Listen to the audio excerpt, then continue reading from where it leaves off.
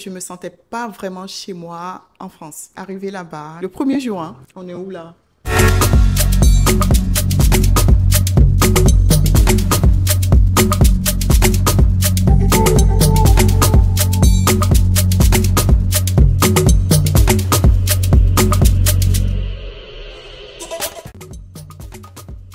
Hello, moi c'est Stéphanie et avec mon mari Steve, on a décidé de t'accompagner dans ton installation au Bénin.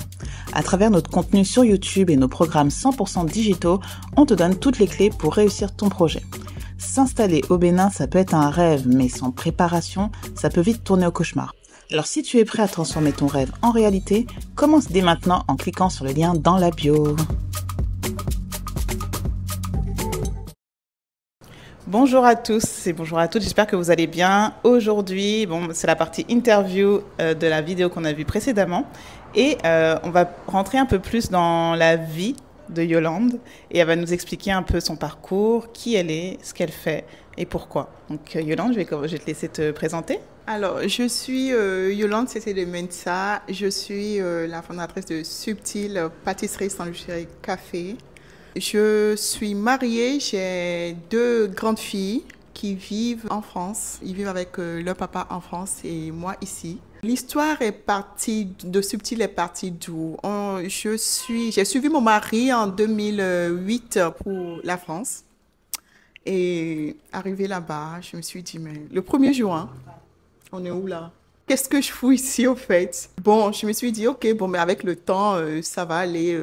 Je vais m'adapter. Et les années passent, j'ai eu ma deuxième fille. La première, je l'ai eue ici. J'ai eu ma deuxième fille. Le temps passe et ça n'allait pas.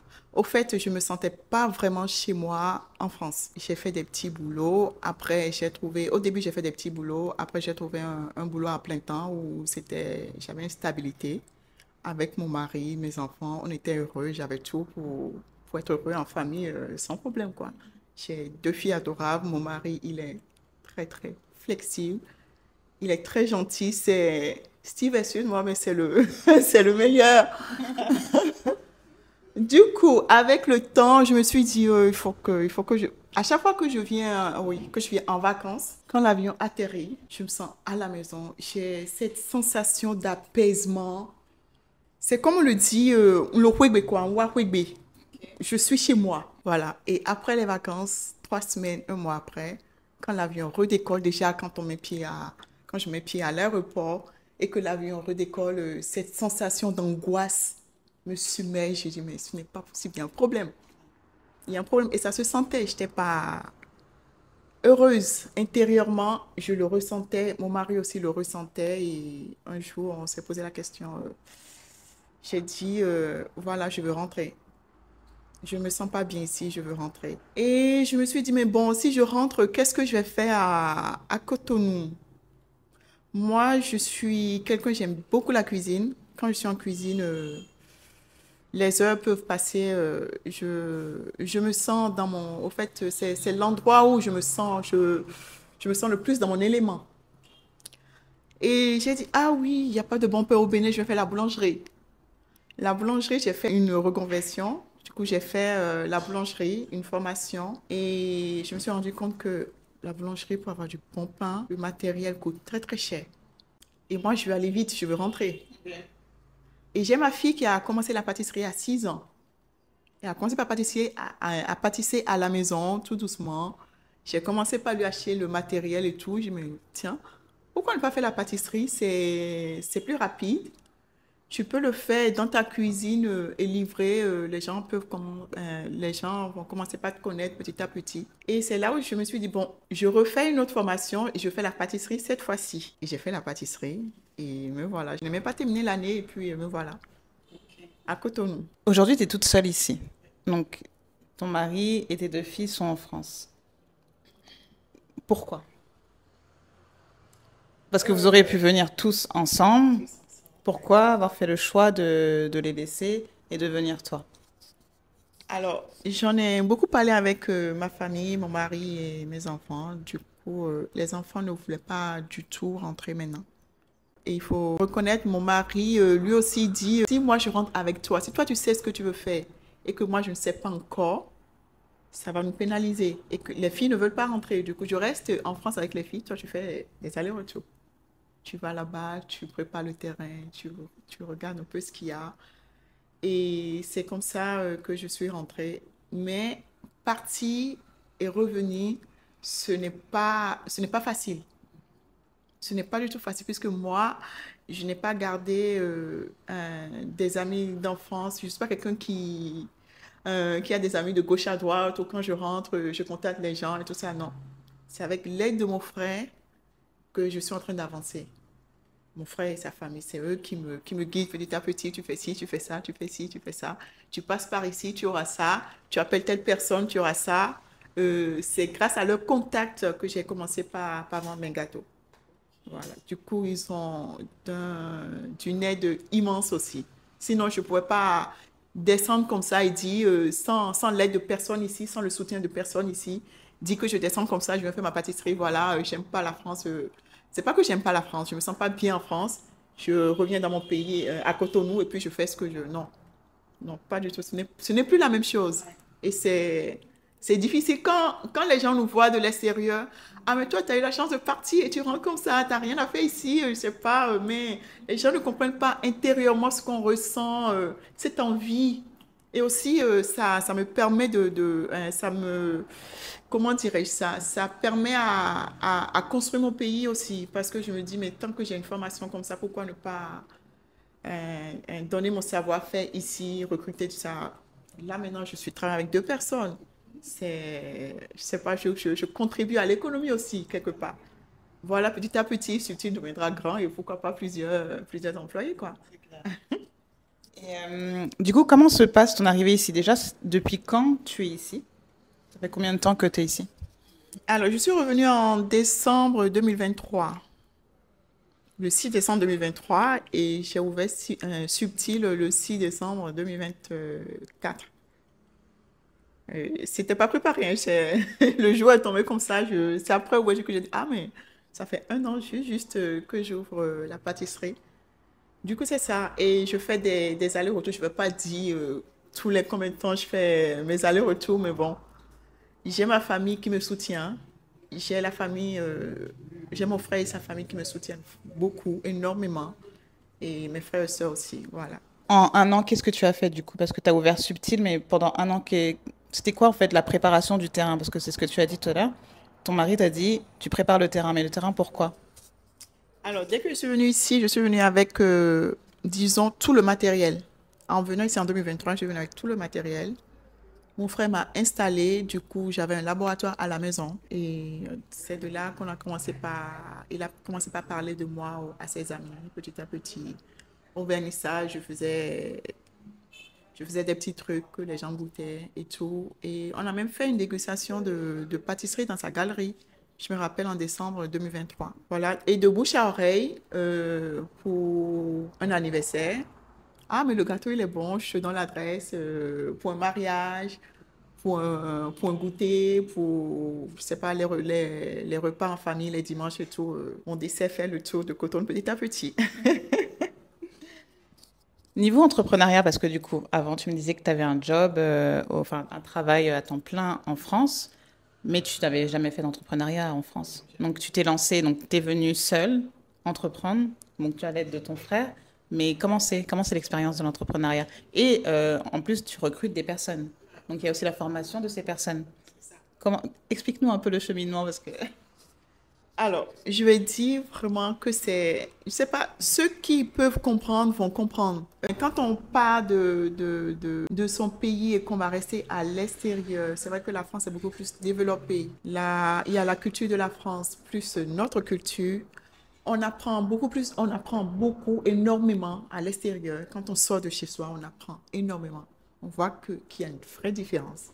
Où qu'on aille, en fait. Ouais, où qu'on aille. Et quand on ramène ça, on allie les deux, on se rend compte que c'est un peu difficile. Même quand on parle tout de suite, on ne se fait pas comprendre. Quand on parle, on ne se fait pas comprendre. C'est pour ça que je dis que ceux qui comprendront ce que je dis comprendront. Du coup, il ne faudrait pas que les gens se vexent, hein. Quand on parle tout de suite, on se fait pas, les gens ne comprennent pas. Je dis, mais pourtant, je fais des efforts, je sais pas comment le dire. Parce que quand je dis ça, les gens comprennent autre chose. Quand je dis ça, au début, je me suis dit, mais comment est-ce que je vais faire? Je vais travailler seule. Parce qu'au début, à la maison, quand je travaillais à la maison, j'étais avec une fille qui travaillait avec moi. Mais la majorité de ce que je disais, elle me disait oui, oui, oui, oui, oui, oui. Mais c'était tout l'inverse, au fait. Et à chaque fois, j'allais voir la femme de mon frère. Elle aussi, elle n'est pas béninoise, elle s'est mariée à mon frère béninois et tout. Du coup, petit à petit, elle s'adapte. Comment tu fais? Pourtant, je suis béninoise. Comment est-ce que tu n'arrives pas à communiquer avec les gens? Je dis, ah, Yolande, c'est ce que j'ai découvert aussi, hein, c'est un vrai travail. Il faut avoir beaucoup de patience, expliquer et réexpliquer et, et ne pas dire que tu laisses les tâches comme ça et partir. Il faut être là. Quand tu n'es pas là, même quand tu fais dos, tu n'as pas le rendu que tu veux, quoi. Du coup, vraiment, moi, je veux former des gens qui veulent apprendre. Je veux travailler en harmonie, former des gens sans problème et qu'on avance ensemble, quoi. Que ça soit pas, ah, mais elle parle trop, elle veut toujours que ça soit parfait, elle veut... Moi, le côté, comment est-ce que je vais dire ça? L'esthétique, le parfait, prendre soin d'un produit, j'arrive pas quand je fais un gâteau, tant que le client ne me dit pas c'est bon, j'ai toujours le cœur qui est suspendu, quoi. Et quand on me dit que c'est bon, ah, c'est exactement ce que je voulais. Ok, je dis merci Seigneur. Voilà, le travail bien fait me tient vraiment à cœur. Ça me tient vraiment à cœur. C'est ça qui fait la différence de subtil aussi. Et du coup, quelles ont été tes difficultés en t'installant ici, en te réinstallant ici au Bénin? Je pense que j'ai déjà parlé un peu des difficultés, hein. Les difficultés ici, c'est de... Plus quand je suis revenue, vraiment, je ne savais pas où aller. Même tel quartier, comment se déplacer. Euh, ah, même quand tu appelles le gosé, mais quand tu prends quelqu'un, non, il faut expliquer, tu vas à tel endroit. Ah, mais c'était pas comme ça avant, c'est vrai. Je vais acheter tel produit, je sais pas où aller. Du coup, et aussi, il y a un vrai problème, c'est vrai que moi, je ne suis pas trop sur les réseaux. En France, quand tu veux, j'achète tout de la maison et je me fais livrer. Je ne, Même mes vêtements, je suis dans mon canapé, j'achète mes vêtements. Du coup, voilà aussi cette difficulté qu'il y a au Bénin. Il faut sortir, il faut aller fouiner. Moi, je ne suis pas une fouineuse. Je ne suis pas du tout une fouineuse. Je ne suis pas, je suis dans une voiture, mais je suis quelqu'un en train d'aller de magasin en magasin. J'arrive, je ne sais pas le faire. Du coup, moi, mon problème, c'est d'appeler, vous me livrez et je suis content. Non, mais c'est vrai, moi, c'est ça. Mais bon, je suis obligée de sortir, hein. Il faut sortir, aller regarder. Est-ce que je vais trouver ça ici? Est-ce que je vais trouver ça là-bas? Et voilà. Mine de rien, les gens, quand même, quand on les interpelle dans la rue, on leur demande où est-ce qu'il y a telle chose. Ils sont quand même ouverts à partager, moi, je trouve. Après, peut-être que c'est les gens proches qui veulent pas partager, mais en général, quand tu es dans la rue, tu t'es perdu ou quelque chose comme ça, les gens vont quand même te renseigner. Oui, oui, on te renseigne.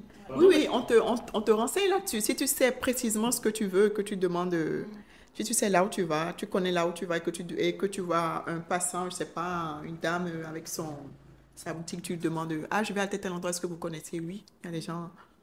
Mais il y a Cette rétention d'informations. oui, cette rétention d'informations ou je sais pas, oui, je sais pas, entre nous comme ça, tu as besoin de quelque chose, mais on ne te, ah, ok, d'accord, je t'envoie ça, mais on t'envoie pas l'adresse forcément. C'est que tu vas aller à tel endroit, j'ai besoin de ça pour avancer. C'est pas que je vais au marché Saint-Michel, c'est où le marché Saint-Michel? On te dit que le marché Saint-Michel, c'est là-bas. J'ai besoin de par exemple, j'ai besoin des boîtes de gâteaux. Est-ce que vous connaissez Si je vais à une pâtisserie, j'entre dans une pâtisserie et que je demande là, ah, mais vous avez de très belles boîtes de gâteaux. Vous pouvez me dire d'où elles viennent les gâteaux. Vous pouvez me donner votre adresse. Vous pensez que la pâtissière va me donner directement son adresse? Ok. Je vois de quoi tu veux parler. Ok, je vois. C'est plus pour les bons plans, en fait, qui vont te faire évoluer en tant qu'entrepreneur ou dans ton... Ok, ok, très bien. Oui, je vois, je vois. J'ai une question, du coup. où est-ce que tu as trouvé le nom Subtil? Pourquoi Subtil? Qu'est-ce que ça reflète? Subtil, déjà, j'ai eu... j'ai, j'ai mis 1 an à trouver le nom de la pâtisserie. Et un soir, je marchais avec mon mari, on se promenait. Et je dis, mais qu'est-ce que tu penses de subtil? Subtil. Subtil parce que j'aime bien la perfection, j'aime le travail bien fini, j'aime l'esthétique et tout. Et ce n'est pas que l'esthétique qui compte. Quand tu vois l'esthétique et que tu goûtes, il faudrait que ça soit vraiment ce que tu vois, que tu ressentes dans la bouche. Il dit, mais voilà, subtil. Et lui, il a rajouté subtil, île des saveurs, voilà. Il a rajouté directement île des saveurs, voilà. C'est en marchant dans la rue. Voilà. Oh, j'avais déjà mis 10 000 noms sur un papier. J'ai au fil, j'ai dit, mais on combine nos noms, on fait quoi? Je ne sais pas. Je dis, mais subtil, ça me représente bien subtil. Et comment ça se passe en fait, toute la distance que tu as avec tes filles? Déjà, elles ont quel âge? Et même avec ton mari, tu disais que tu fais des allers-retours, mais au quotidien, ça doit pas être facile de Oui, au vivre. quotidien, c'est pas facile et j'en profite pour dire encore une fois merci. Ah, ok, d'accord. J'en profite encore une fois pour dire merci à mon mari parce que c'est grâce à lui que j'ai pu réaliser tout ça. Et aux filles aussi. J'ai eu mes enfants tôt. La grande, elle a 21 ans et la petite aura 16 ans. Et j'en ai beaucoup, beaucoup, beaucoup parlé avec les enfants. Je leur dis, mais voilà, moi, j'ai pas envie de rester là. J'ai envie de retourner au Bénin et de travailler là-bas. Je me sens mieux là-bas. Quand je suis là-bas, je suis apaisée. Je me sens chez moi et tout. Les filles ont dit, mais maman, si c'est ton rêve, vas-y, nous, ça va, avec papa, ça va, ça se passe bien et tout. Et j'ai vraiment pris le temps d'attendre que mes filles grandissent. Je ne les ai pas laissées bébés, quoi, parce qu'il y a des gens qui disent, ah, mais t'es courageuse, t'as laissé tes enfants, je n'ai pas abandonné mes enfants. Mes enfants sont avec leur papa, on s'appelle tout le temps. Je gère toujours la maison de loin. Mais bon, je suis toujours à dos sur les enfants. Alors, maman, je fais ci, non. Par exemple, hier, c'était non, non, non, non, non. Du coup, non, j'ai cette flexibilité avec ma famille où l'entente y est et on se comprend et ça coule quoi, comme de l'eau. Voilà. Et au niveau de tes salariés, tu m'as dit tout à l'heure quand on faisait l'atelier, que tu avais trouvé c'est plus des connaissances. Au niveau de la formation en tant que telle, déjà, est-ce que c'était des personnes qui maîtrisaient déjà tout ce qui est pâtisserie, tout ça? Ou est-ce que vraiment tu les as formés de bout en bout? Ou comment ça s'est passé au niveau de la formation? Est-ce que tu as eu des difficultés à former ces personnes, que ce soit tant dans le métier que dans les choses toutes banales, on va dire, par exemple l'hygiène ou des choses comme ça? Au fait, je vous ai dit que la partie salée, c'est une sœur qui s'en occupe. Et la partie pâtisserie, c'est Benjamin. Lui, il a été formé ici. Après, il est parti travailler au Nigeria pendant 11 ans.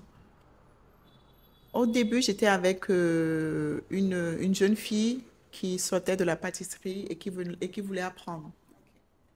Où je lui apprenais. En fait, c'était une formation. C'était vraiment, on recommence tout à zéro. Tu connais, tu viens de sortir, mais tu n'as pas encore toutes les bases. Et côté hygiène, j'ai, en fait, j'ai tout. J'ai tout. Le côté hygiène, j'ai donné à ma sœur. Elle a tout lu, ce qu'il faut faire en cuisine, ce qu'il ne faut pas faire. Mais je continue toujours à parler. Quand on casse les œufs, il faut se laver les mains. Quand on fait ci, il faut nettoyer en même temps. Les salades, il faut les laver comme ça. Il faut les essorer. Il faut les mettre dans le frigo. La manière dont il faut mettre dans le frigo, il faudrait pas mélanger le sucré avec le salé. Le couteau qui coupe le sucré qu'on utilise en pâtisserie ne va pas euh, au, en cuisine pour le côté salé. C'est vrai que c'est la même cuisine, mais bon, on a tout séparé. Et avec le temps, peut-être, oui, je dirais que c'est une formation que je redonne derrière. Mais pour moi, Ouais, c'est ça. Une formation que je redonne derrière, puisque on répète un peu les gestes chaque jour et puis j'insiste là-dessus comment on doit faire pour qu'il y ait l'hygiène, parce que l'hygiène, c'est très, très important dans un laboratoire.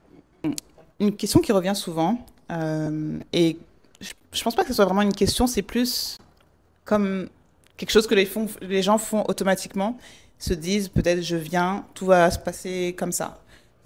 Alors que ici, enfin, l'information, c'est un peu compliqué. Moi, je voudrais savoir, toi, est-ce que tu aurais autant réussi, enfin, en tout cas, tu serais où tu es aujourd'hui, euh, si tu n'avais pas eu ton frère à côté de toi, avec toi, pour te guider et t'épauler? Honnêtement, non. Vraiment, non, non, non, non. Parce qu'on se dit, ah, je retourne au Bénin, c'est chez moi quand même. Quand je vais parler le fond, les gens sauront que je suis du Bénin, je suis l'enfant du pays, quoi. Mais non, pas du tout. S'il n'y avait pas mon frère, j'allais galérer 10 fois, 20 fois, mais tu sais pas comment.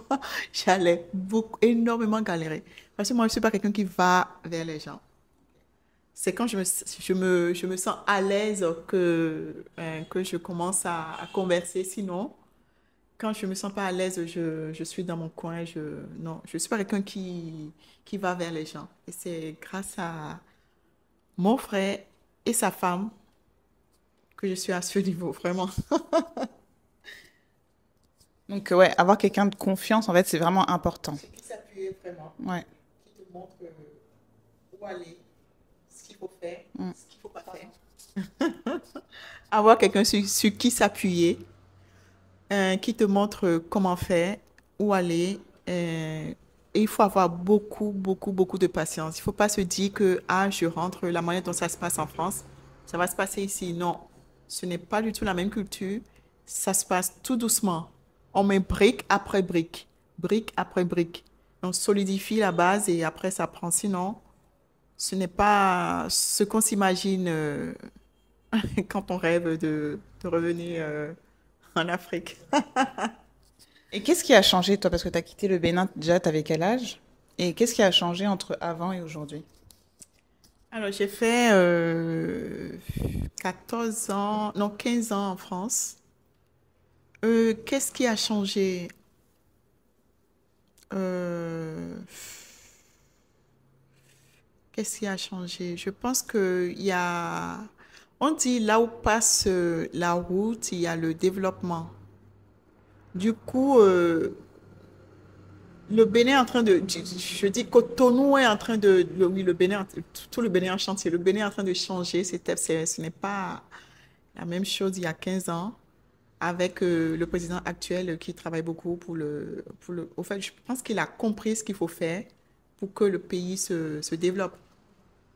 Et malgré son travail, je sais pas, hein, il y a des gens qui sont pour, il y a des gens qui sont pas pour. Et moi, c'est pas, moi, je suis juste là pour travailler, faire.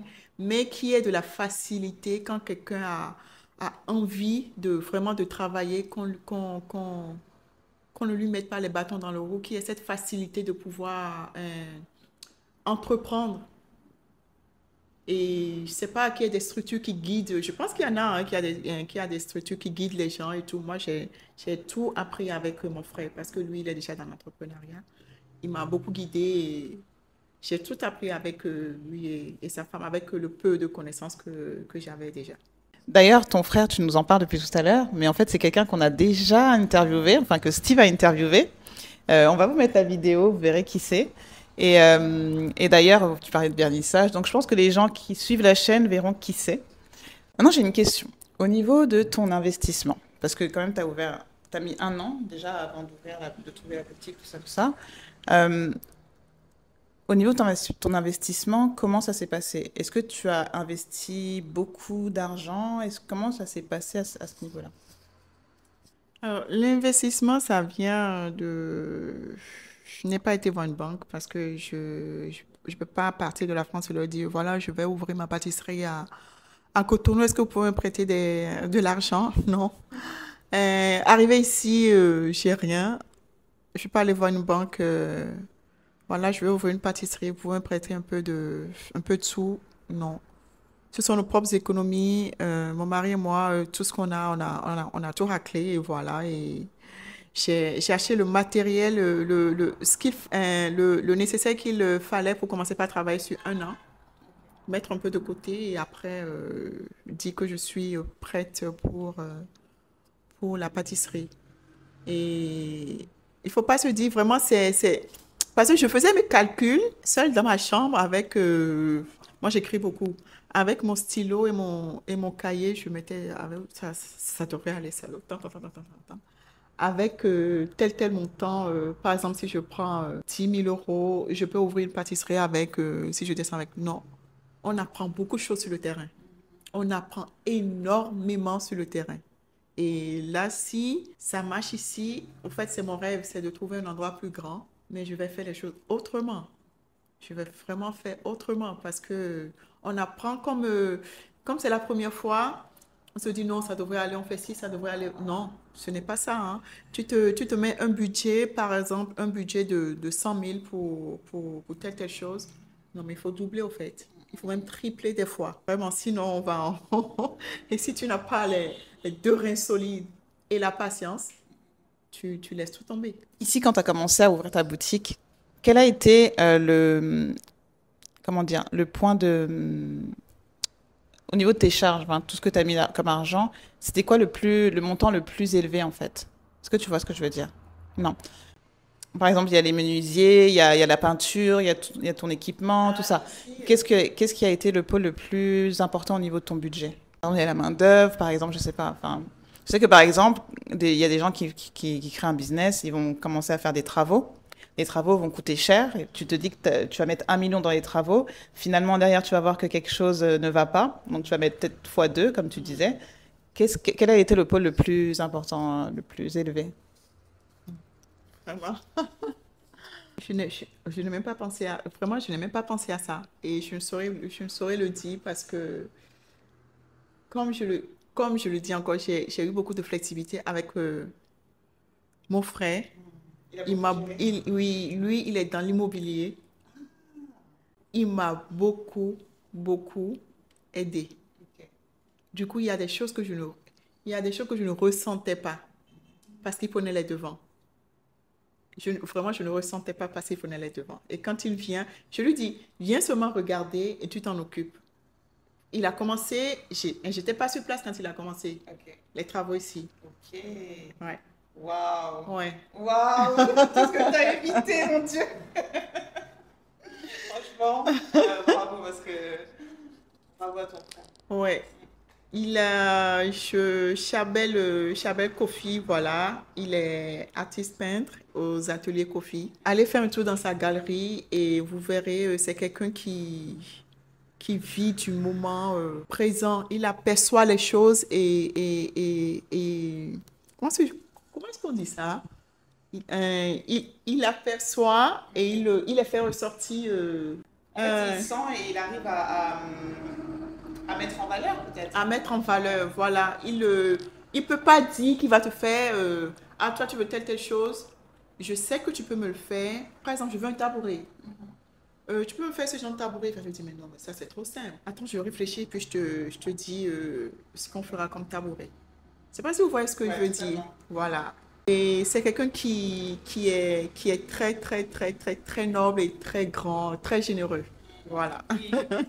C'est vrai qu'on l'a ressenti lors de l'interview qu'il a fait avec Steve. Ouais, on l'a ressenti. Et c'est vrai que d'avoir une personne de confiance, je répète encore, mais c'est essentiel en fait. Parce que faire ce que tu as fait à distance, c'est rare. Hein. Enfin, tomber sur une bonne personne, ça c'est ton frère. Et même parfois dans la même famille, tu peux faire ça.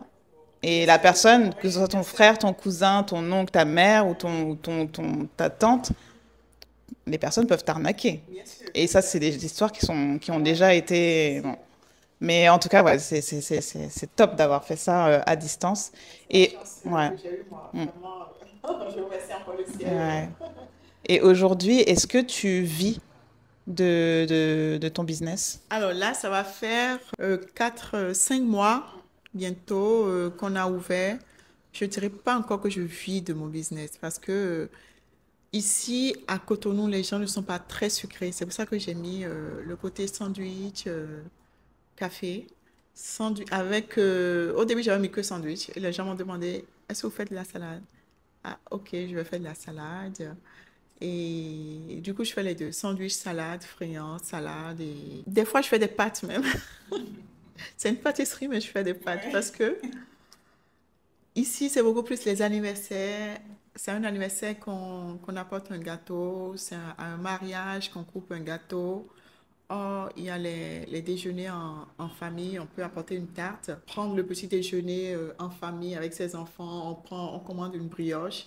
On la met juste au four pour que ça embaume un peu la maison. On la sort et puis on découpe et puis on prend un bon petit déjeuner avec ses enfants.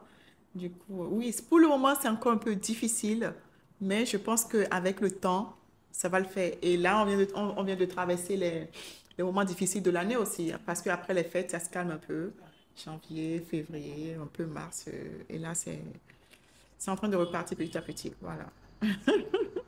En tout cas, on te souhaite vraiment plein de belles choses. Juste pour terminer, est-ce que tu peux nous dire un peu tes prévisions pour la suite? Qu'est-ce que tu vois pour Subtil pour la suite à Cotonou? Moi, je vois Subtil beaucoup plus grand. Vraiment beaucoup plus grand parce que je ne vois pas cette vitrine-là. Moi, j'imaginais ma vitrine vraiment pleine. Avoir beaucoup de pâtisseries et pâtisser, pâtisser, pâtisser, quoi. Vraiment. Et servir les clients, c'est ce que j'aime le plus. Avoir ce retour de sourire, pouvoir converser avec les gens. Et il y a rien de mieux, je trouve. Vendre une pâtisserie. Quand tu donnes une bonne pâtisserie à un client, il est tout content. Je vais aller déguster ça. Du coup, moi, oui, c'est ça. Je vois Subtil beaucoup, beaucoup, beaucoup plus grand, avec une grande vitrine. Voilà. On te le souhaite en tout cas et on te remercie vraiment. Merci pour ta générosité, ton temps aussi. Merci beaucoup. Et ben plein de bonnes choses pour Subtil et toi et ton avenir ici au Bénin. Merci.